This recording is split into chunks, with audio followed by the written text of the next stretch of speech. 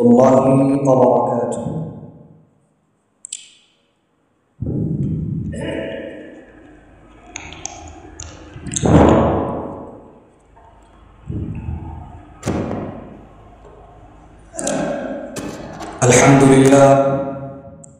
الحمد لله نحمده ونستعينه ونستغفره ونعوذ بالله من شرور أنفسنا ومن سيئات أعمالنا. من يهده الله فلا مضل له ومن يضلله فلا هادي له. ونشهد أن لا إله إلا الله وحده لا شريك له. ونشهد أن محمدا عبده ورسوله الذي أرسله بالحق بشيرا ونذيرا وداعيا إلى الله بإذنه وسراجا وقمرا منيرا. أما بعد فإن خير الحديث كتاب الله وخير الهدي هدي محمد صلى الله عليه وسلم وشر الأمور محدثاتها وكل محدثة بدعة وكل بدعة ضلالة وكل ضلالة في النار. أعوذ بالله من الشيطان الرجيم. بسم الله الرحمن الرحيم. اقرأ باسم ربك الذي خلق. وقال النبي صلى الله عليه وسلم في الحديث عن عبد الله بن عمرو رضي الله تعالى عنه قال قال رسول الله صلى الله عليه وسلم يقال لصاحب القرآن اقرأ وارتقي ورتل كما كنت ترتل في الدنيا فإن منزلك عند آخر آية تقرأها. رواه أحمد. وقال النبي صلى الله عليه وسلم عن عثمان بن عفان رضي الله تعالى عنه قال قال رسول الله صلى الله عليه وسلم خيركم من تعلم القرآن وعلمه. رواه البخاري. وقال النبي صلى الله عليه وسلم عن ابن مالك رضي الله تعالى عنه قال قال رسول الله صلى الله عليه وسلم تركت فيكم أمرين لم تضلوا ما تمسكتم بهما كتاب الله وسنة نبي. رواه মুআত্তা মালিক। আলহামদুলিল্লাহ, প্রশংসা আল্লাহ সুবহানাহু ওয়া তাআলার জন্য, যার অশেষ মেহেরবানিতে আজকে পবিত্র দিনে আল্লাহ সুবহানাহু ওয়া তাআলা আমাদেরকে তার ইবাদতের উদ্দেশ্যে মসজিদে আসার তৌফিক দান করেছেন। আমরা বলছি আলহামদুলিল্লাহ। দুরূদ এবং সালাম বর্ষিত হোক সর্বশেষ ও সর্বশ্রেষ্ঠ রাসূলের উপর, যার আদর্শ গ্রহণ করার মাধ্যমে মানুষের ইহকালে শান্তি এবং পরকালে মুক্তি রয়েছে। যদি আমরা তিনার আদর্শ গ্রহণ করতে পারি তাহলে ইহকালেও শান্তিতে বসবাস করতে পারব, আর পরকালেও ইনশাআল্লাহ আমরা মুক্তি পেয়ে যাব। সেই নবীর উপর দুরূদ এবং সালাম বর্ষিত হোক। আমরা বলছি সাল্লাল্লাহু আলাইহি ওয়াসাল্লাম। সম্মানিত মসজিদের মুসল্লী কেরাম, আজকের সংক্ষিপ্তভাবে জুমার খুতবায় আলোচনার বিষয়বস্তু থাকছে কোরআন তেলাওয়াতের গুরুত্ব ও ফজিলত। কোরআন তেলাওয়াত করলে তার কতটুকু ফজিলত রয়েছে এবং কতটা গুরুত্বপূর্ণ ইবাদত কোরআন তেলাওয়াত, এই সম্পর্কে সংক্ষিপ্তভাবে আলোচনা পেশ করে আজকের আলোচনা শেষ করব ইনশাআল্লাহুল আজিজ। ওয়া মা তাওফীকি ইল্লা বিল্লাহ, আলাইহি তাওয়াক্কালতু ওয়া ইলাইহি উনীব। পৃথিবীতে আল্লাহ সুবহানাহু ওয়া তাআলা আমাদেরকে প্রেরণ করেছেন তার ইবাদতের জন্য। তার ইবাদত আমরা কিভাবে করব, কিভাবে চলব, কিভাবে চলা উচিত, কিভাবে আমাদের আল্লাহ সুবহানাহু ওয়া তাআলার ইবাদত করা উচিত, এই জন্য আল্লাহ সুবহানাহু ওয়া তাআলা আমাদেরকে গাইডলাইন হিসাবে, দিক নির্দেশনা হিসাবে কোরআনুল কারীমকে দান করেছেন। তার সাথে সাথে কোরআনকে বোঝার জন্য, সুন্দরভাবে মানুষের সামনে উপস্থাপন করার জন্য, কোরআনের ব্যাখ্যা বিশ্লেষণ বোঝার জন্য, কোরআনকে সুন্দরভাবে মানুষের সামনে যেন উপস্থাপন করা যায়, এই জন্য আল্লাহ সুবহানাহু ওয়া তাআলা বিশ্বনবী মুহাম্মদুর রাসূলুল্লাহ সাল্লাল্লাহু আলাইহি ওয়াসাল্লামকে পৃথিবীতে প্রেরণ করেছেন। লক্ষ্য উদ্দেশ্য একটাই, পৃথিবীর মানুষ যেন হেদায়েত পায়, পৃথিবীর মানুষ যেন ইসলামের পথে সুন্দরভাবে চলতে পারে, আল্লাহ তাআলার ইবাদতগুলো যেন সঠিকভাবে করতে পারে, এই জন্য কোরআনের সাথে সাথে বিশ্বনবীকেও প্রেরণ করেছেন। তো কোরআনকে যেহেতু আল্লাহ সুবহানাহু ওয়া তাআলা আমাদের দিক নির্দেশক হিসাবে প্রেরণ করেছেন, গাইডলাইন হিসাবে এই কোরআনকে আমাদের জন্য দিয়েছেন, অতএব কোরআন পড়া, কোরআন বুঝা, কোরআন নিয়ে গবেষণা করা এটা আমাদের দায়িত্ব। কোরআন পড়া অত্যন্ত গুরুত্বপূর্ণ, ফজিলতপূর্ণ একটি ইবাদত। কারণ আল্লাহ সুবহানাহু ওয়া তাআলা কোরআনুল কারীমের সর্বপ্রথম নাজিল করেছিলেন সূরা আলাকের প্রথম 5 আয়াত, যার প্রথম শব্দ ছিল ইকরা, মানে পড়ো, অধ্যয়ন করো, স্টাডি করো, তালিম নাও, শিক্ষা নাও, শিখো। কি শিখবা? বিসমি রাব্বিকাল্লাযী খালাক, তোমার প্রভুর নামে শিখো, তোমার প্রভুকে জানো, তোমার প্রভুর নামে তুমি পড়ো। তাহলে অত্র আয়াত থেকে বোঝা যাচ্ছে যে আল্লাহ সুবহানাহু ওয়া তাআলা সর্বপ্রথম নাজিল করলেন ইকরা, মানে পড়ার কথা বলছেন। ইকরা বিসমি রাব্বিকাল্লাযী খালাক, তোমার প্রভুর নামে পড়ো, যেই রব, যেই স্রষ্টা, যেই প্রতিপালক, যেই পালনকর্তা তোমাকে সৃষ্টি করেছেন, সেই রব সম্পর্কে জানো। সেই রবকে চিনতে গেলে, সেই রবকে মানতে গেলে, সেই রবের ইবাদত করতে গেলে, সুন্দরভাবে দ্বীনের উপরে টিকে থাকতে গেলে কোরআন পড়া অত্যন্ত জরুরি। আর যারা কোরআন পড়ে, যারা কোরআন পড়ায়, যারা কোরআন শিক্ষা করে, যারা কোরআন শিক্ষা দেয়, তারাই হচ্ছে পৃথিবীর সর্বশ্রেষ্ঠ মানুষ। বুখারীর গ্রন্থে হাদিসটি উল্লেখ হয়েছে, উসমান ইবনে আফফান রাদিয়াল্লাহু তাআলা আনহু বলছেন যে রাসূলুল্লাহ সাল্লাল্লাহু আলাইহি ওয়াসাল্লাম বলেছেন, খায়রুকুম মান তাআল্লামাল কুরআন ওয়া আল্লামা, তোমাদের মধ্যে ওই ব্যক্তিই হচ্ছে সবথেকে দামি, সবথেকে উত্তম, সর্বোৎকৃষ্ট, যে ব্যক্তি কোরআন নিজে শিক্ষা করে এবং সেই কোরআন অপরকে শিক্ষা দেয়। সুবহানাল্লাহি ওয়া বিহামদিহি। তাহলে আমরা যদি উত্তম হতে চাই, দামি হতে চাই, আমাদের জন্য করণীয় হচ্ছে কোরআন নিজেদেরকে শিখতে হবে এবং কোরআন অপর মুসলিম ভাইদেরকেও শিখাতে হবে। তাহলে আমরা কোরআন পারি কিনা? আমরা কোরআন পারলে আমরা মানুষদেরকে কোরআনের শিক্ষা দিচ্ছি কিনা? কোরআনের শিক্ষা না দিতে পারলেও কোরআন শিক্ষার ব্যবস্থা করছি কিনা? আমাদের মসজিদগুলোতে বক্তব্য চালু আছে কিনা? এলাকার ছেলে মেয়ে কোরআন শিক্ষার ব্যবস্থা পেয়েছে কিনা? এটা দায়িত্ব আমাদের।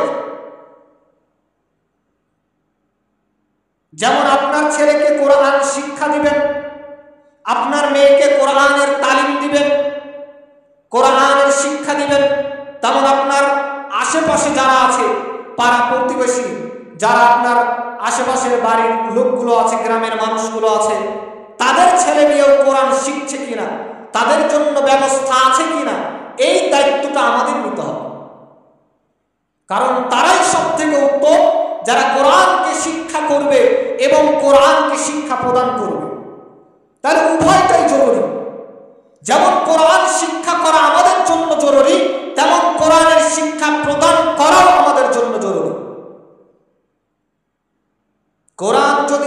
শিক্ষা প্রদান করে এতটুকু যথেষ্ট থাকতো, তাহলে কোরআন প্রচার করতে গিয়ে, কোরআনের হক কথাগুলো তুলে ধরতে গিয়ে রাসূলুল্লাহ সাল্লাল্লাহু আলাইহি সাল্লামকে এত জুলুম, অত্যাচার, নির্যাতন সহ্য করতে হতো না।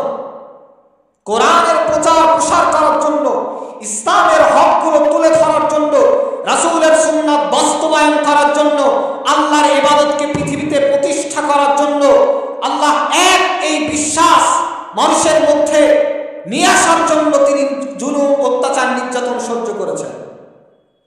তাহলে কোরআন শিক্ষা করা, ইসলামকে জানা যেমন আমাদের জন্য জরুরি, তেমন সেই শিক্ষা মানুষকে দেওয়াও জরুরি। আনাস বিন মালিক রাদিয়াল্লাহু তাআলা আনহু বলছেন যে রাসূলুল্লাহ সাল্লাল্লাহু আলাইহি ওয়াসাল্লাম বলেছেন, তারাকতু ফীকুম আমরাইন, তোমাদের মধ্যে দুইটা জিনিস ছেড়ে যাচ্ছি, রেখে যাচ্ছি, তোমাদেরকে দিয়ে যাচ্ছি। লান তাদিল্লু মা তামাসসাকুম বিহিমা, ততদিন পর্যন্ত তোমরা পথভ্রষ্ট হবে না যতদিন তোমরা এই দুইটা জিনিসকে আঁকড়ে ধরে থাকবে। ততদিন পর্যন্ত তোমাদেরকে কোনো বিপদ, পৃথিবীর কোনো বিপদ, কোনো ফিতনা ফাসাদ তোমাদেরকে আকৃষ্ট করতে পারবে না, তোমাদেরকে বিপদগামী করতে পারবে না, তোমাদেরকে ধরতে পারবে না, যতদিন পর্যন্ত আমি এই দুইটা জিনিস রেখে যাচ্ছি। এই দুইটা জিনিস যতদিন পর্যন্ত তোমরা ধরে রাখবে, এক কিতাব আল্লাহ, আল্লাহ সুবহানাহু ওয়া তাআলার কিতাব কোরআনুল কারীম, ওয়া সুন্নাত নবী, এবং রাসূলের সুন্নাত অর্থাৎ হাদিস, এই দুইটা জিনিস যতদিন পৃথিবীর মানুষ আঁকড়ে ধরে থাকবে, ততদিন পর্যন্ত পৃথিবীর কোনো ফিতনা ফাসাদ, কোনো বিপদ আপদ তাকে ধরতে পারবে না, ততদিন পর্যন্ত সে পথভ্রষ্ট হবে না। আর যখনই আমরা কোরআন থেকে দূরে সরে যাব, যখনই আমরা রাসূলের সুন্নাহ থেকে দূরে সরে যাব, রাসূলের সুন্নাহ বাদ দিয়ে কাজ করব, তখনই আমাদেরকে ফিতনা ফাসাদ ধরবে, তখনই আমাদেরকে আমরা পথভ্রষ্ট হয়ে পড়ব। এই জন্য আমাদের উচিত এই কোরআনকে শক্তভাবে ধরা, রাসূলের সুন্নাহ মোতাবেক আমাদের ইবাদত করা।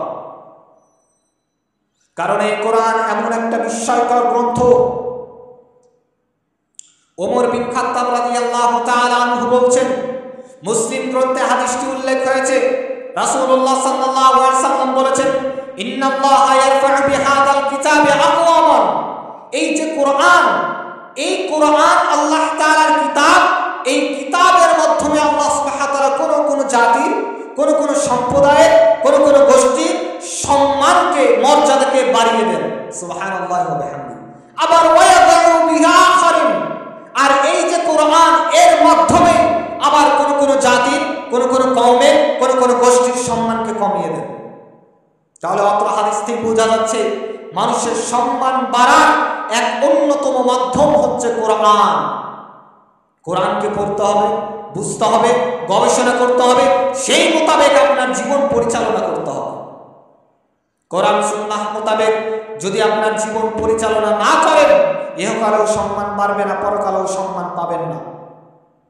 আপনার ইবাদতের গ্রহণযোগ্যতা যদি পেতে চান, তাহলে কোরআন এবং সুন্নাহ মোতাবেক ইবাদত করতেই হবে, বিকল্প কোনো পথ নাই। আব্দুল্লাহ ইবনে আমর রাদিয়াল্লাহু তাআলা আনহু বলছেন, আহমদ গ্রন্থে হাদিসটি উল্লেখ হয়েছে, রাসূলুল্লাহ সাল্লাল্লাহু আলাইহি সাল্লাম বলছেন যে ইয়াকালু লিসাহিবিল কোরআন, কিয়ামতের মাঠে কোরআন পাঠকারীকে বলা হবে, ইকরা, তুমি কোরআন পড়ো, ওয়ারতাকি ওয়ারাত্তিল, সুন্দর করে, শব্দ করে, তারতিল সহকারে, সহি শুদ্ধভাবে কোরআন পড়ো, আর তোমার মর্যাদায় তুমি উপরে উঠতে থাকো। কারণ কোরআনের মাধ্যমে আল্লাহ তাআলা যে সম্মান দিবেন, এটাই তার এক বড় প্রমাণ যে আল্লাহ সুবহানাহু ওয়া তাআলা কিয়ামতের মাঠে বলবেন যে তুমি কোরআন পড়ো সুন্দরভাবে, আর তুমি উপরে উঠতে থাকো। কামা কুনতা তুরাত্তিলু ফিদ দুনিয়া, যেইভাবে দুনিয়াতে সুন্দরভাবে কোরআন পড়েছো, সেইভাবে তুমি আজকেও সুন্দরভাবে কোরআন পড়ো। আর ফাইন্না মানজিলাকা ইনদা আখির আয়াতিন তাকরাউহা, তোমার আয়াত যেখানে শেষ হবে, তোমার শেষ আয়াতের নিকটেই তোমার থাকার জায়গা হবে। তাহলে কিয়ামতের মাঠে যারা কোরআন দুনিয়াতে পড়েছে, তাদেরকে বলা হবে তুমি কোরআন পড়ো, পড়তে থাকো, আর তোমার মর্যাদায় তুমি উপরে উঠতে থাকো। যে যত বেশি কোরআন জানবে, যে যত বেশি কোরআন জানবে, যার যত বেশি কোরআন মুখস্থ থাকবে, যে যত বেশি কোরআন পড়বে, কিয়ামতের মাঠে তার মর্যাদাও তত বেশি বাড়বে। তাহলে কোরআন পড়াটা কতটাই জরুরি আমাদের জন্য। অত্যন্ত জরুরি, ফজিলতপূর্ণ, দামি ইবাদত হচ্ছে কোরআন তেলাওয়াত করা, কোরআন পড়া, কোরআন বোঝা। অথচ সেই কোরআন থেকে আমরা অনেক দূরে আছি, আমরা কোরআন পারি না। আমাদের আশা জাগে যে এইবার রমজান আসলে আমরা কোরআন শিখবই শিখব, এটা আমরা সবাই বলি। আবার রমজানে আমরা ব্যস্ত হয়ে যাই কাজ কর্মে। আবার যখন রমজান চলে যায় তখন আমরা ভাবি রমজানে কেন আমি কোরআনটা শিখলাম। আবার ভাবি যে সামনে রমজান আসলে ইনশাআল্লাহ কোরআন শিখবো। এইভাবে করতে করতে আপনার জীবনের 25, 30, 40, 45, 50, 55, 60 এভাবে আপনার বয়স চলে যাচ্ছে, কোরআন শিখা হচ্ছে না। যেই কিতাব আল্লাহ সুবহানাহু ওয়া তাআলা আপনার হেদায়েতের জন্য দিয়েছেন, যেই কিতাব শুধুমাত্র আপনার হেদায়েতের জন্য দিয়েছেন, পৃথিবীর মানুষ এখান থেকেই হেদায়েত নেবে। কোরআন এমন একটা গ্রন্থ, পৃথিবীর যত বক্তা আছে, যত আলেম রয়েছে, যত ওয়াইজক রয়েছে, যত খতিব রয়েছে, যত হুজুর রয়েছে, এরা সবাই মিলে যত মানুষকে হেদায়েত করবে, কোরআন একাই তার থেকে বেশি হেদায়েত করবে। কিন্তু মানুষকে কোরআন পড়তে হবে, মানুষকে কোরআন বুঝতে হবে। কোরআনের তো হাত বানাই যে আমার মতো আপনার মতো এসে আপনাকে ওয়াজ শোনাবে, নসিহত শোনাবে, এমন তো কোরআনের হাত বানায়। কোরআনকে আপনাকে পড়তে হবে, কারণ আল্লাহ বলছেন যে হুদাল লিন্নাস, কোরআনকে আমি রমজান মাসে নাজিল করেছি হুদাল লিন্নাস, মানুষের হেদায়েতের জন্য, ওয়াবাইয়িনাতিন মিনাল হুদা ওয়াল ফুরকান। আর কোরআন হচ্ছে মানুষের হক এবং বাতিলের পার্থক্যকারী। কোরআনই মানুষকে হেদায়েত দিবে এবং কোরআনই মানুষকে কোনটা হক, কোনটা বাতিল, কোনটা হালাল, কোনটা হারাম, এটা কোরআন বুঝাবে। কিন্তু কোরআন পড়তে পারলে তো, কোরআন তো আমরা পারি না। কিন্তু কোরআন আপনার জন্য নাজিল হয়েছে, তাকে তুলে রাখার জন্য নয়। দামি কাপড় দিয়ে কোরআনকে আমরা মুড়িয়ে তাকে রেখেছি। মাঝে মধ্যে আমরা কোরআনটা দেখি, ময়লা পড়লে ময়লাগুলো পরিষ্কার করি, মাঝে মাঝে মুখে চুমু দেই, কোরআনটাতে মুখ দিয়ে চুমু দেই, আবার বুকে লাগাই। এত মহব্বত দেখিয়ে লাভ নাই। কোরআনের মহব্বত হচ্ছে কোরআনকে পড়া। কোরআনকে যদি না পড়তে পারে, কোরআন কিয়ামতের মাঠে হয় আপনার পক্ষে, নয়তো আপনার বিপক্ষে। কোরআনকে হাজার চুমু দিয়ে কোনো লাভ হবে না, বুকে জড়িয়ে ধরেও লাভ হবে না যদি কোরআন পড়তে না পারে। কোরআন কি চুমু দেওয়ার জন্য শুধু, বুকে লাগার জন্য? কোরআন কি শুধু সুন্দর কাপড় দিয়ে, দামি কাপড় দিয়ে মুড়িয়ে টাকে রাখার জন্য? কোরআনের ময়লা শুধু পরিষ্কার করার জন্য? না, তার সাথে সাথে কোরআন আপনাকে পড়তে হবে। সম্মানিত উপস্থিতি, এই জন্য বলছিলাম কোরআন পড়া আমাদের জন্য অত্যন্ত জরুরি। কোরআনের শিক্ষা আজকে উঠে যাচ্ছে। এই যে সকাল সকাল কেজি স্কুলগুলো চালু হয়েছে না, বিভিন্ন স্কুলগুলো সকাল সকাল চালু হওয়ার কারণে আগে দেখা যেত যে ছোট ছোট গ্রামের বাচ্চারা আগে বক্তব্যে আসতো। ফজরের নামাজের কিছুক্ষণ পরে সবাই বুকের মধ্যে কায়দা কোরআন নিয়ে, রেহাল নিয়ে তারা বক্তব্যে কোরআন পড়তে আসতো। এখন দেখা যায় আগেই ঘুম থেকে উঠে আগে বাবা মা বলে, যা তোর স্কুল সময় হয়ে গেছে, আগে স্কুলে যা, কোরআন শিখার দরকার নেই। কোরআন শিখে কি করবে এটা আপনি মনে করেন, কিন্তু কোরআন ইহকাল এবং পরকালে মুক্তির জন্য সব থেকে বড় মাধ্যম হচ্ছে কোরআন। কোরআন পড়বেন না, কোরআন বুঝবেন না, আপনার সন্তানকে কোরআন পড়াবেন না, কিয়ামতের মাঠে এই কোরআন আপনার বিপক্ষে যাবে। আর কোরআন বিপক্ষে গেলে কোনো রেহাই নাই, অবস্থা খারাপ হয়ে যাবে আপনার। এই জন্য আপনাকে বলতে যাচ্ছি, কোরআন পড়ুন, কোরআন বুঝুন, কোরআন পড়ার জন্য আয়োজন করুন। এর মাধ্যমে ইনশাআল্লাহ মুক্তি পাবেন। সম্মানিত উপস্থিতি, এই জন্য আমাদের কোরআনকে বুঝতে হবে, কোরআন পড়তে হবে। ইবনে মাসউদ রাদিয়াল্লাহু তাআলা আনহু বলছেন, তিরমিজির গ্রন্থে হাদিসটি উল্লেখ হয়েছে, রাসূলুল্লাহ সাল্লাল্লাহু আলাইহি সাল্লাম বলেছেন, মান ক্বারা হারফান মিন কিতাবিল্লাহ, যে ব্যক্তি আল্লাহর কিতাব থেকে একটা হরফ পড়বে, একটা হরফ যে আল্লাহর কিতাব থেকে, কোরআনুল কারীম থেকে পাঠ করবে, একটা হরফ, ফালাহু হাসানা, তার জন্য নেকি আছে। ওয়াল হাসানাতু বিআশরি আমসালিহা, আর এই নেকিটা কি অন্য যে কোনো আমলের 10 গুণ। এক রাকাত সালাত আদায় করলে যদি এক নেকি হয়, যদি এক নেকি হয়, তাহলে কোরআনের একটা হরফ পড়লে 10 নেকি হবে। একজন মানুষকে সালাম দেওয়ার কারণে যদি নেকি 1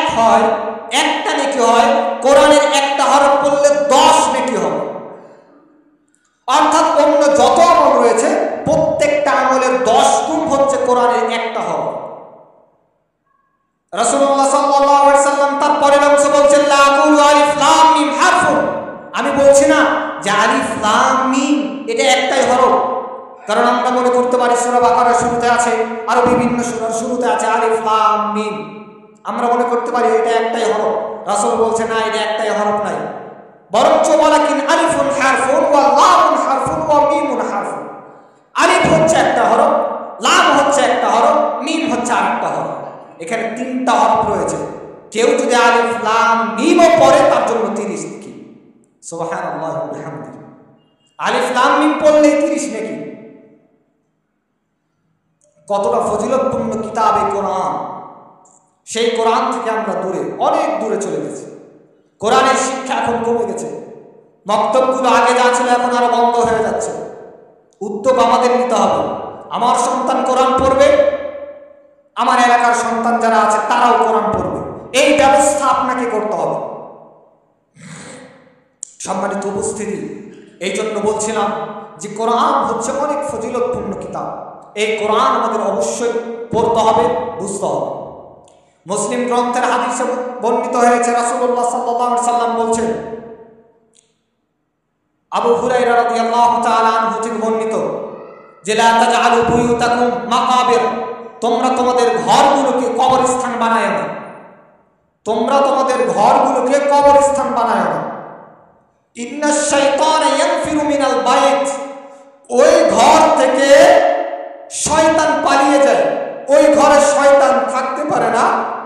আল্লাযী তুকরাউ ফীহি সূরাতুল বাকারা, যেই ঘরে সূরা বাকারা পাঠ করা হয়, তেলাওয়াত করা হয়। তাহলে রাসূলুল্লাহ সাল্লাল্লাহু আলাইহি সাল্লাম বলছেন তোমরা তোমাদের ঘরকে কবরস্থান বানায় না, তার মানে সূরা বাকারা পাঠ করো। এই সূরা বাকারা পাঠ করার মাধ্যমে তোমাদের ঘরগুলোকে কবর মুক্ত করো, তোমাদের ঘরগুলোকে, বাড়িগুলোকে কবর মুক্ত করো।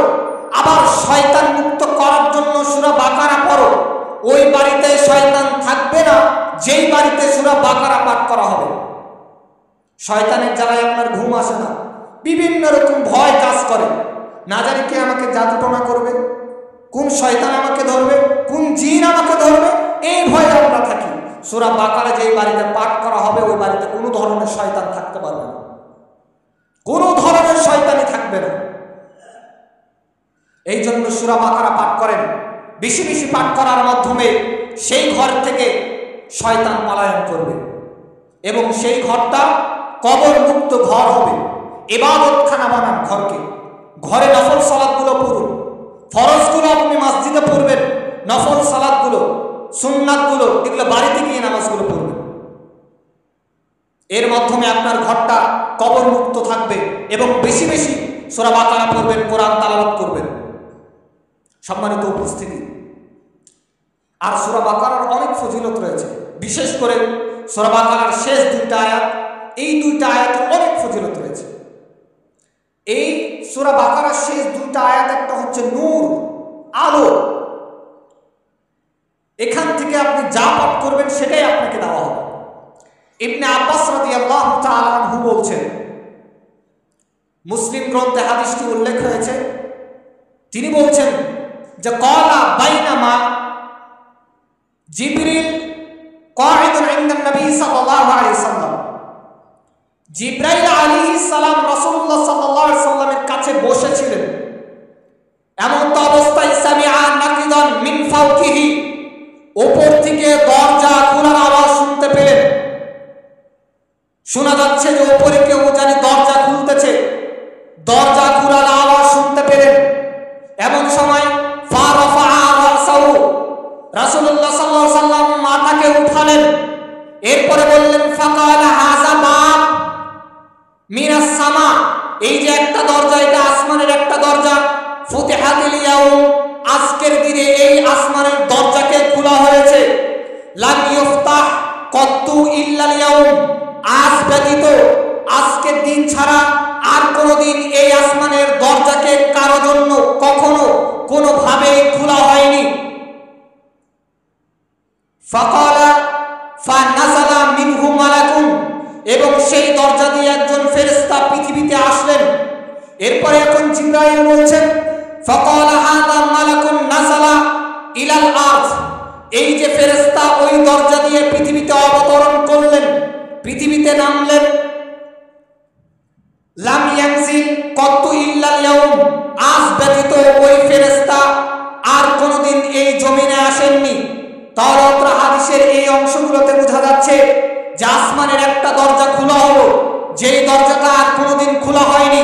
ওই দরজা দিয়ে একজন ফেরেশতা পৃথিবীতে আসলেন, যেই ফেরেশতা আর কোনোদিন পৃথিবীতে আসেননি। ওই ফেরেশতা পৃথিবীতে এসে এবার সালাম দিচ্ছেন, ফাসাল্লামা, অতবার তিনি সালাম দিলেন, সালাম দিয়ে বললেন ক্বালা আবশির, রাসূল সাল্লাল্লাহু আলাইহি ওয়াসাল্লামকে বলছেন আপনি সুসংবাদ গ্রহণ করুন, বিনূরাতাইন, দুইটা নূরের সুসংবাদ গ্রহণ করুন। সেই দুইটা নূর কি? এক হচ্ছে ফাতিহাতুল কিতাব, সূরা ফাতিহা, ওয়া খাওয়াতিমু সূরাতুল বাকারা, সূরা বাকারার শেষ দুই আয়াত, ওয়া খাওয়াতিমু আল আয়াতান সূরাতুল বাকারা, এবং সূরা বাকারার শেষ দুই আয়াত, এই দুটো হচ্ছে নূর। এই দুইটা নূরের সুসংবাদ আপনি গ্রহণ করুন। তাহলে কি বোঝা যাচ্ছে? এই দুইটা নূর পৃথিবীতে রাসূলুল্লাহ সাল্লাল্লাহু আলাইহি সাল্লামকে দেওয়ার জন্য একজন ফেরেশতা আসলেন, যে ফেরেশতা আর কোনোদিন পৃথিবীতে আসেননি। ওই দরজা আসমানের খোলা হলো, আর কোনোদিন খোলা হয়নি। এসে বলছেন যে এই নূরের সুসংবাদ গ্রহণ করুন। সেই নূর হচ্ছে সূরা ফাতিহা এবং সূরা বাকারার শেষ দুই আয়াত, উতি তাহুবা লাম ইউতাহুবা নাবিয়্যুন ক্বাবলাকা। এই যে সুসংবাদ, এই যে দুইটা নূর, এই দুইটা নূর আপনাকেই দেওয়া হয়েছে, আপনার পূর্বে কোনো নবীকে দেওয়া হয়নি। এটা এমন নূর, যেই নূর দুইটা আপনাকে দেওয়া হয়েছে, আপনার পূর্বে আর কোনো নবীকে, আর কোনো রাসূলকে, আর কাউকেই দেওয়া হয়নি। একমাত্র আপনার জন্য, আপনার উম্মতের জন্য দেওয়া হয়েছে। আর এখান থেকে যে ব্যক্তি যেটাই পাঠ করবে সেটাই তাকে দেওয়া হবে। তাহলে সূরা বাকারার শেষ দুই আয়াত, একটা হচ্ছে নূর, আলো। এখান থেকে যে ব্যক্তি যেটাই পাঠ করবে তাকে সেটাই দেওয়া হবে। ওই ফেরেশতা এসে এই কথাই বললেন যে এই নূর আপনাকে শুধুমাত্র দেওয়া হলো, পৃথিবীতে আর কোনো নবীকে, আর কোনো রাসূলকে বা আর কাউকে এটা দেওয়া হয়নি। এছাড়াও সূরা বাকারার শেষ দুই আয়াত সম্পর্কে আরেকটি হাদিস এসেছে, বুখারী এবং মুসলিম গ্রন্থে হাদিসটি উল্লেখ হয়েছে। ইবনে মাসউদ রাদিয়াল্লাহু তাআলা আনহু বলছেন যে রাসূলুল্লাহ সাল্লাল্লাহু আলাইহি ওয়াসাল্লাম বলেছেন, আল আয়াতানি মিন আখির সূরাতুল বাকারা, সূরা বাকারার শেষ দুই আয়াত, মান কারাহুমা লাইলাতান, যে ব্যক্তি রাতে পাঠ করবে। সূরা বাকারার শেষ দুই আয়াত যে ব্যক্তি ঘুমানোর সময় রাতে পাঠ করবে, কাফাতাহু, তার জন্য এই সূরা বাকারাই যথেষ্ট হয়ে যাবে। সুবহানাল্লাহি ওয়া বিহামদিহি। অর্থাৎ সূরা বাকারার এই শেষ দুই আয়াত তাকে নিরাপত্তা দেওয়ার জন্য, তাকে সর্ব ধরনের মানুষের চক্রান্ত থেকে, বিপদ আপদ থেকে, মানুষের শয়তানি থেকে, আপনার জিন থেকে হেফাজতের জন্য, শয়তানি থেকে হেফাজতের জন্য এই সূরা বাকারার শেষ দুই আয়াত যথেষ্ট হবে। এই জন্য সূরা বাকারার শেষ দুই আয়াত যখনই ঘুমাতে যাবেন তখনই এই দুই আয়াতকে পড়ে নেবেন। এর মাধ্যমে আপনি সারা রাত নিরাপত্তা পেয়ে যাবেন, সারা রাত নিশ্চিন্তে ঘুমাতে পারবেন। আল্লাহ সুবহানাহু ওয়া তাআলা আমাদেরকে সূরা বাকারার শেষ দুই আয়াতকে পাঠ করার তৌফিক দান করুন। আমরা বলছি আল্লাহুম্মা আমিন। কোরআনের বিভিন্ন আয়াতের বিভিন্ন সূরা বিভিন্ন রকম ফজিলত রয়েছে। আজকে শুক্রবার না, আজকে শুক্রবারের দিন সবথেকে ফজিলতপূর্ণ হচ্ছে সূরা কাহাফ। সূরা কাহাফকে পাঠ করা। রাসূলুল্লাহ সাল্লাল্লাহু আলাইহি ওয়াসাল্লাম সূরা কাহাফকে বেশি বেশি পাঠ করতেন, শুক্রবারের দিন পাঠ করতেন। আবু সাঈদ খুদরি রাদিয়াল্লাহু তাআলা আনহু বলছেন, বাইহাকীর গ্রন্থে হাদিসটি উল্লেখ হয়েছে, রাসূলুল্লাহ সাল্লাল্লাহু আলাইহি ওয়াসাল্লাম বলেছেন, মান কারা সূরাতুল কাহাফ ফি ইয়াউমিল জুমআহ, যে ব্যক্তি সূরা কাহাফকে পাঠ করবে জুমার দিনে, শুক্রবারের দিন, জুমার দিনে যে ব্যক্তি সূরা কাহাফকে পাঠ করবে, আদা আল্লাহু নূর মা বাইনাল জুমাতাইন, এই সূরা কাহাফটা তার জন্য নূর হয়ে যাবে তার দুই জুম্মার মাঝে। অর্থাৎ তার ঈমানে আলোটা এক জুমা থেকে, এক শুক্রবার থেকে আর এক শুক্রবার পর্যন্ত তার ঈমানের আলো চমকিতে থাকবে। সুবহানাল্লাহি ওয়া বিহামদিহি।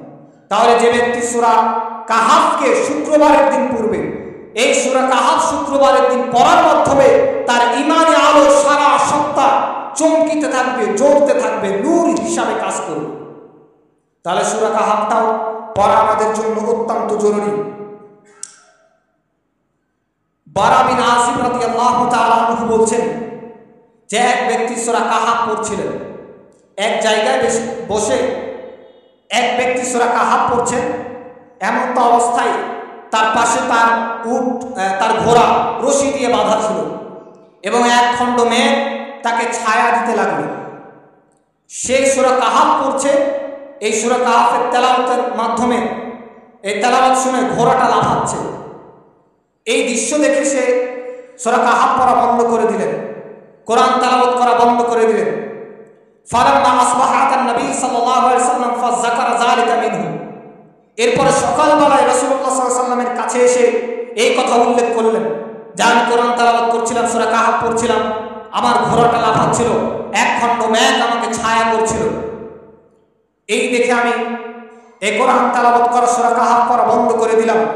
তখন রাসূলুল্লাহ সাল্লাল্লাহু আলাইহি ওয়াসাল্লাম বললেন, ফাকালা তিলকা সাকিনাতু তানাজ্জালাত বিল কোরআন, ওই যে তুমি কোরআন পড়ছিলে, তোমার ঘোড়া লাফাচ্ছিল, ওই যে মেঘ তোমাকে ছায়া করেছিল, এটা আল্লাহর রহমত বর্ষণ হওয়ার কারণে, কারণ তুমি যে কোরআন তেলাওয়াত করছিলে, তানাজ্জালাত বিল কোরআন, এই কোরআন তেলাওয়াতের মাধ্যমে এই সাকিনা, এই রহমত নাজিল হচ্ছিল। তাহলে সূরা কাহাফ পড়ার মাধ্যমে রহমত নাজিল হচ্ছিল। আরেক বর্ণনায় এসেছে তিলকাল মালায়েকা, রাসূল বলছেন যে ওই যে তুমি কোরআন তেলাওয়াত করছিলে, সূরা কাহাফ পড়ছিলে, তোমার ঘোড়া লাফাচ্ছিল, এক খণ্ড মেঘ তোমাকে ছায়া করছিল, এখানে ফেরেশতা নাজিল হচ্ছিল। দারাতুল সাউতিকা ওয়ালাউ তারাক্তা লা আসহাবাত, এই ফেরেশতাগুলো সেই সময় নাজিল হচ্ছিল। তোমার কোরআনের শব্দ শুনে, তেলাওয়াত শুনে তোমার নিকটবর্তী হচ্ছিল। ইয়ানজুরুন নাসু ইলাইহা, তুমি যদি কোরআন তেলাওয়াত করা বন্ধ না করতে, তাহলে ইয়ানজুরুন নাসু ইলাইহা, মানুষ, পৃথিবীর মানুষ ওই ফেরেশতাদেরকে দেখতে পেত। সুবহানাল্লাহ, ফেরেশতাদেরকে মানুষ দেখতে পেত, কিন্তু তুমি কোরআন তেলাওয়াত বন্ধ করে দেওয়ার মাধ্যমে তারা চলে গেছে। লা তাতাওয়ারা মিনহুম, তাদেরকে যে মানুষ দেখতে পেত, আর কোনোদিন তারা মানুষের দৃষ্টি থেকে লুকাতে পারত না। তারা পৃথিবীতে এমন ভাবে থাকতো যে মানুষ তাদেরকে দেখতে পেত, কিন্তু তুমি কোরআন তেলাওয়াত বন্ধ করার মাধ্যমে ফেরেশতারা চলে গেছে। কতটা গুরুত্বপূর্ণ ছিল সূরা কাহাফ। সম্মানিত উপস্থিতি, এই জন্য আমাদের সূরা কাহাফ অবশ্যই বেশি বেশি পড়তে হবে। সূরা কাহাফের প্রথম 10 আয়াত আমাদের মুখস্থ রাখা জরুরি। এর মাধ্যমে দাজ্জালের ফিতনা থেকে আল্লাহ সুবহানাহু ওয়া তাআলা আমাদেরকে হেফাজত করবে।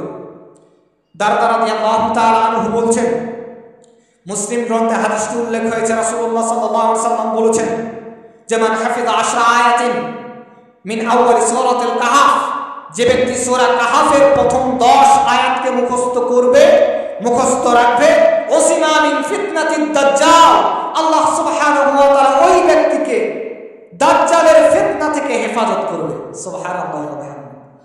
তাহলে সূরা কাহাফের প্রথম 10 আয়াত আমাদের মুখস্থ রাখা অত্যন্ত জরুরি। এর মাধ্যমে আল্লাহ সুবহানাহু ওয়া তাআলা আমাদেরকে দাজ্জালের ফিতনা থেকে হেফাজত করবে। তাই আমাদের সূরা কাহাফ অবশ্যই পড়া অত্যন্ত জরুরি। এবং আরো ফজিলতপূর্ণ কিছু সূরা এবং আয়াত রয়েছে, যেমন সূরা ইখলাস এমন একটি গুরুত্বপূর্ণ ফজিলতপূর্ণ সূরা, যেটা একবার পড়লে কোরআনুল কারীম 10 পারা পড়ার সমান সওয়াব হবে। আবু দারদা রাদিয়াল্লাহু তাআলা আনহু বলছেন, মুসলিম গ্রন্থে হাদিসটি উল্লেখ হয়েছে, রাসূলুল্লাহ সাল্লাল্লাহু আলাইহি ওয়াসাল্লাম বলছেন, আয়াতিসু আহাদুকুম আইয়াকরা ফি লাইলাতিন সুলাসাল কোরআন, তোমাদের কেউ কি প্রত্যেক রাতে কোরআনের 1/3 কোরআন পাঠ করে ঘুমাতে পারবে? তোমাদের কেউ কি কোরআনের 3 ভাগের 1 ভাগ পড়ে, অর্থাৎ 10 পারা কোরআন পড়ে ঘুমাতে পারবে? তখন সাহাবীরা বলছেন, ক্বালু ওয়া কাইফা সুলাসাল কোরআন, এটা কিভাবে সম্ভব হতে পারে ইয়া রাসূলুল্লাহ? প্রত্যেক রাতে 10 পারা কোরআন পড়া, এটা তো কঠিন হয়ে পড়বে। তখন রাসূলুল্লাহ সাল্লাল্লাহু আলাইহি ওয়াসাল্লাম বললেন, ক্বালা কুল হুয়াল্লাহু আহাদ তাদিলু সুলাসাল কোরআন, কুল হুয়াল্লাহু আহাদ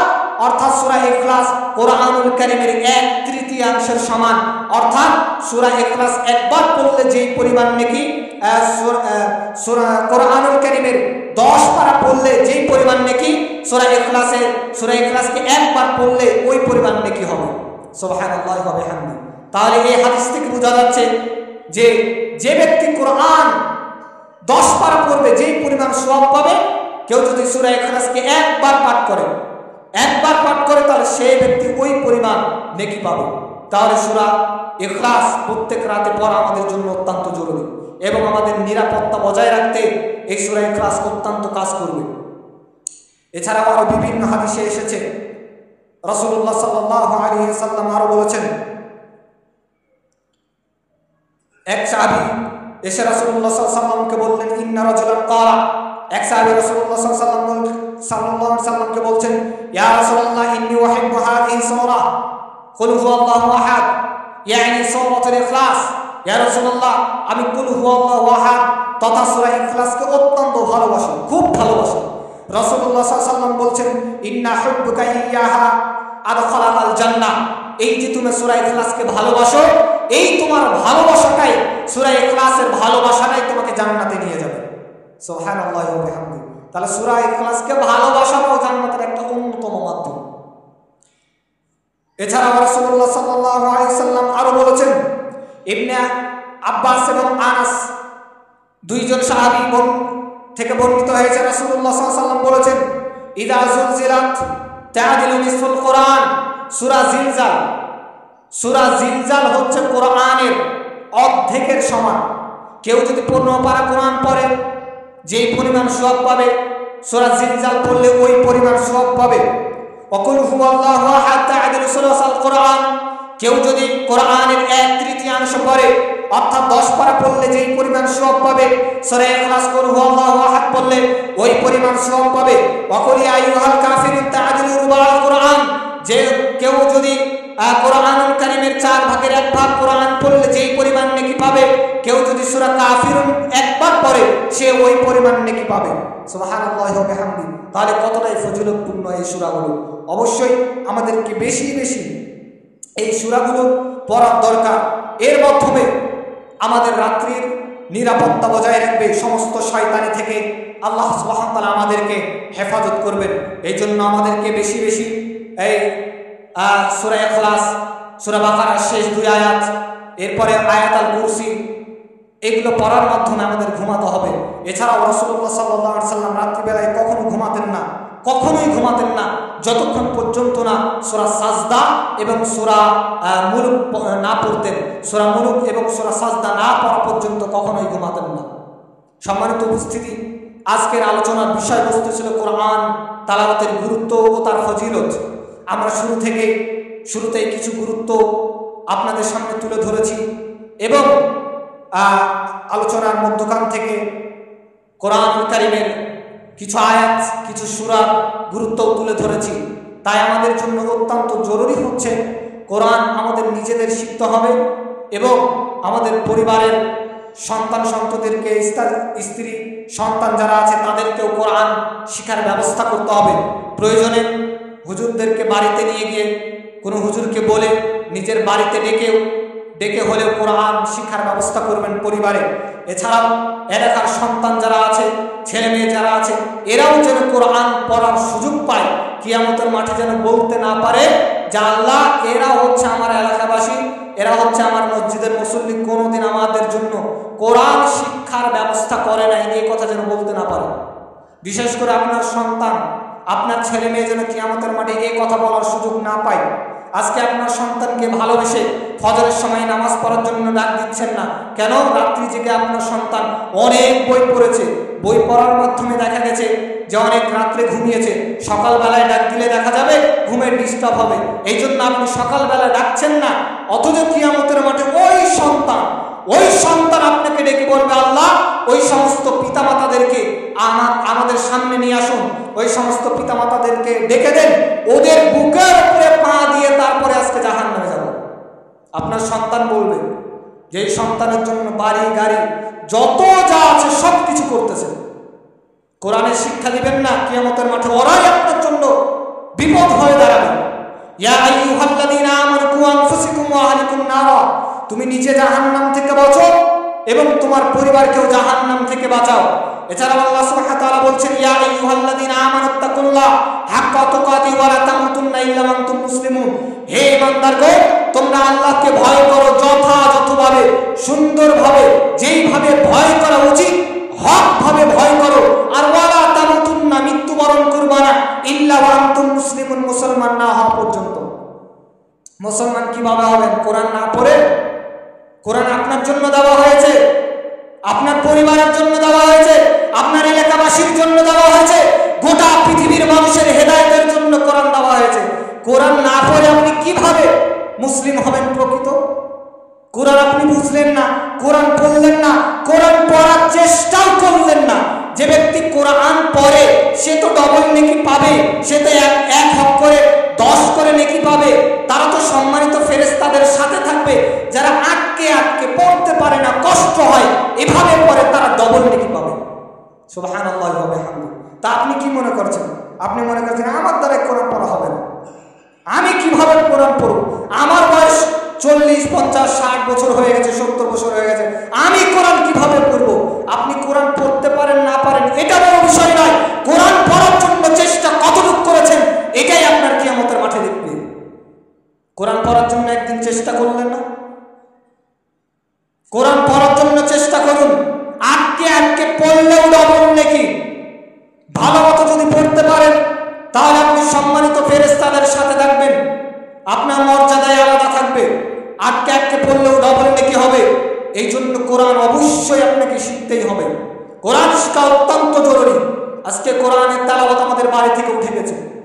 আগে দেখতাম যে বাড়িতেই ফজর হলে ফজরের পর পরে সবাই কোরআন নিয়ে বসতো, বিশেষ করে যারা মহিলারা আছে, মহিলারা বাড়িতে কোরআন তেলাওয়াত করত, বিভিন্ন সূরা পড়তো। এখন কোরআন তেলাওয়াত তো দূরের কথা, ফজরের নামাজই পড়ে না মহিলাগুলো। কোন 6টা, 7টা, 8টার দিকে উঠতেছে, উঠে আগে কাজ করতেছে, কাজ করা হলে নামাজটা পড়বে না তো না। এই অবস্থা হয়ে গেছে। এই অবস্থা তৈরি কে করেছে? আপনি অসচেতন হওয়ার কারণে, আপনি অসচেতন হওয়ার কারণে, আপনার দায়িত্বের অবহেলা করার কারণে, আপনি সচেতন না থাকার কারণে, আপনি দায়িত্ব ভালো মতো না পালন করার কারণে এই পরিবারের অবস্থা হয়েছে। আপনার মেয়ে প্রত্যেক দিন বেপরদায় স্কুলে যাচ্ছে, আপনি দেখেন না? প্রত্যেক দিন দেখছেন কত ছেলে আপনার মেয়ের দিকে তাকাচ্ছে, আপনি দেখছেন না? কোনোদিন বরখা কেনার কথা বলেছেন আপনার মেয়েকে? বরখা কিনে দিব এই কথা বলেছেন? দিব তো বলার দূরের কথা, আপনাকে দিতেই হবে। বরখা কিনে দিতে বাধ্য। আপনার মেয়েকে পর্দা করতে আপনি বাধ্য, পর্দা করাতেই হবে আপনার মেয়েকে। আপনার স্ত্রী বাজার করতে যায়, আপনি যে শাড়ি কিনে দিবেন, যে পোশাক কিনে দিবেন, ওই পোশাক আপনার স্ত্রী পরতে বাধ্য হবে। কারণ স্ত্রী আপনার, দায়িত্বশীল আপনি, চালাচ্ছেন আপনি, খাওয়াচ্ছেন আপনি, অথচ আপনার স্ত্রী আপনার কথা না শুনে বাজার করতে যায় কেন? সমাজ খারাপ হওয়ার পিছনে পরিবারের দায়িত্বশীলগুলোই দায়ী থাকবে, পরিবারের পিতাগুলোই দায়ী থাকবে। সমাজে এত অশ্লীলতা ছড়িয়ে পড়েছে কেন? কারণ এটাই সব থেকে বড় কারণ। আপনি আপনার সন্তানকে নামাজ পড়ার কথা বলছেন কয়দিন বলেছেন? লোকমান হাকিম তার সন্তানকে উপদেশ দিয়েছেন, আপনি কয়দিন আপনার সন্তানকে উপদেশ দিয়েছেন? সমাজ ভালো হবে কিভাবে? খালি মানুষের সন্তানের দিকে, ছেলে মেয়ের দিকে আপনি তাকান, আর এই উমুকের ছেলেটা ভালো ছিল এখন খারাপ হয়ে গেছে, না আপনার ছেলেটা ওর থেকে বুঝে খারাপ, তখন দেখেন না আপনি?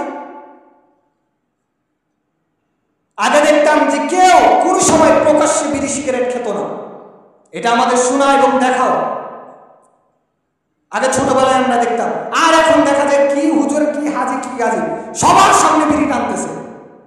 এর জন্য দায়ী কে? দায়ী আমরাই। সমাজকে পরিবর্তন আমরা করতে চেষ্টা করিনি। সমাজ পরিবর্তন করতে পারবেন এই কথা বলছি না, আপনার দ্বারাই মানুষ হেদায়েত হবে এই কথা আমি বলছি না।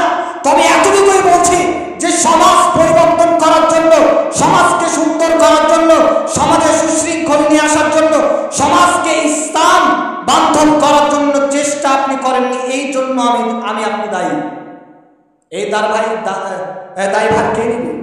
দায়ভার আমাদেরকেই নিতে হবে। তাই আসুন আমরা নিজেরা কোরআন পড়ি, কোরআনের শিক্ষা প্রচার প্রসার করি। প্রত্যেকটা মসজিদগুলোতে আমাদের এলাকার মসজিদে যেমন মক্তব চালু থাকবে, আমার যারা আত্মীয় স্বজন আছে বিভিন্ন জায়গায় সেগুলো তো আমাদের খোঁজ লাগাতে হবে, মক্তব চালু আছে কিনা, কোরআনের শিক্ষার ব্যবস্থা আছে কিনা, নিয়মিত কোরআন হাদিসের দার্স হয় কিনা, তালিমি বৈঠক হচ্ছে কিনা, এই খোঁজ খবর আমাদের রাখতে হবে। আল্লাহ সুবহানাহু ওয়া তাআলা আমাদেরকে সেই তৌফিক দান করুন। আমরা বলছি আল্লাহুম্মা আমিন। এই বলে আজকের সংক্ষিপ্ত আলোচনা আমি এখানে শেষ করলাম। আমার জন্য দোয়া চেয়ে নিচ্ছি, আল্লাহ সুবহানাহু ওয়া তাআলা আমাদেরকে যেন দ্বীনের একজন ভালো দায়ী হিসাবে, হাদিসের তাহকিককারক হিসাবে কবুল করুন। আমরা বলছি আল্লাহুম্মা আমিন।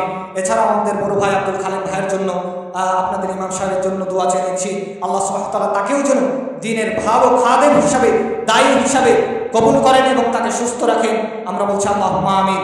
এবং আল্লাহ সুবহানাহু ওয়া তাআলা এই গ্রামবাসীকে সমস্ত বিপদ আপদ থেকে, বালা মুসিবত থেকে যেন হেফাজত করেন। আমরা বলছি আল্লাহুম্মা আমিন। এবং সবার ঋণকে যেন আল্লাহ সুবহানাহু ওয়া তাআলা পরিশোধ করার তৌফিক দান করেন। আমরা বলছি আল্লাহুম্মা আমিন। আমাদের মাঝে যেন আল্লাহ সুবহানাহু ওয়া তাআলা সচ্ছলতা দান করেন। আল্লাহ সুবহানাহু ওয়া তাআলা আমাদেরকে যেন সুখ শান্তিতে কোরআন এবং হাদিসকে, সুন্নাহকে মেনে তার দ্বীনকে সঠিকভাবে মেনে চলার তৌফিক দান করেন। আমরা বলছি আল্লাহুম্মা আমিন। এই বলে আজকের সংক্ষিপ্ত আলোচনা আমি এখানে শেষ করলাম। বারাকাল্লাহু লানা ওয়া লাকুম ফিল কুরআনিল আযীম।